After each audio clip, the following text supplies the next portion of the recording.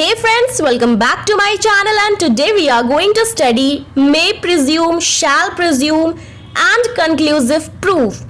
So first we will deal with may presume. तो दोस्तों may का मतलब ही होता है expressing या seeking permission. जैसे may I come in sir, may I come in madam, may I go to drink water. यहाँ पे क्या होता है कि हम permission लेते हैं, समझ रहे? मे का मतलब ही होता है permission.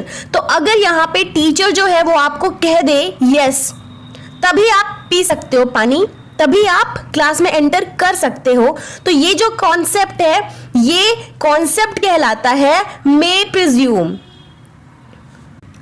So friends, first clause of section 4 of Indian Evidence Act 1872 defines may presume. तो दोस्तों पहले हम समझेंगे कि प्रिज्यूम क्या होता है. प्रिज्यूम वो होता है जैसे कि आप कोई एविडेंस कोर्ट में देते हो और वो एविडेंस कोर्ट मान लेता है, उसको प्रूव मान लेता है, तो वो कहलाता है प्रिज्यूम. तो मे प्रिज्यूम में क्या है कि आप कोर्ट में कुछ एविडेंस देते हैं और वो एविडेंस कोर्ट डिसाइड करेगा कि वो उसे प्रूफ करेगा या नहीं प्रूफ करेगा. तो एविडेंस को मानना या ना मानना ये कोर्ट का डिस्क्रिशनरी पावर है.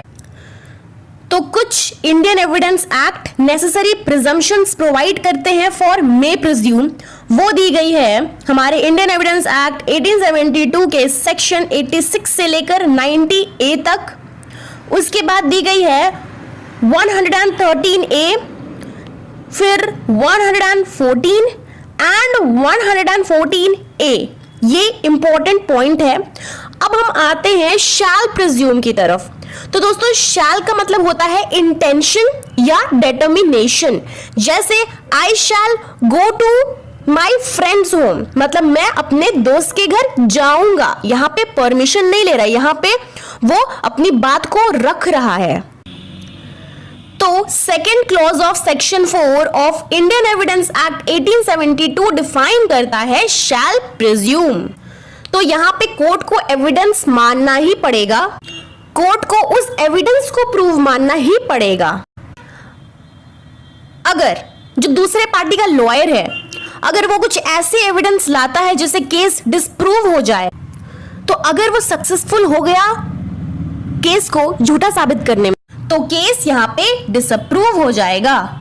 मतलब दोस्तों कि अगर वो जो लॉयर है वो सारे सबूत एविडेंस को कोर्ट में सबमिट करता है, तो जज है वो उस एविडेंस को सच मान लेगा. शैल प्रिज्यूम का मतलब ही होता है कि मान लेना. तो कुछ इंडियन एविडेंस एक्ट जो नेसेसरी प्रिजम्पशंस प्रोवाइड करते हैं वो है सेक्शन 79 से 85C तक, 89 एंड 105. उसके बाद 111A, 113B. ये इंपॉर्टेंट है. तो दोस्तों शैल प्रिज्यूम जो है वो आर्टिफिशियल, ऑब्लिगेटरी और कॉम्पेलिंग होता है.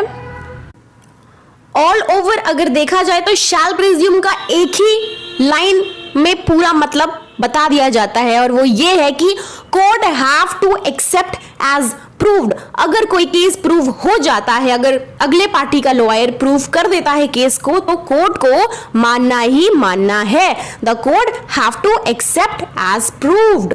अब हम थर्ड टॉपिक पे आते हैं, कंक्लूसिव प्रूफ. तो दोस्तों कंक्लूसिव प्रूफ में दो फैक्ट होना बहुत जरूरी है, क्योंकि एक फैक्ट दूसरे फैक्ट से रिलेटेड होना ही चाहिए. कंक्लूसिव प्रूफ में कोर्ट का कोई भी डिस्क्रिशन नहीं होता है. Hey friends, thank you so much for watching my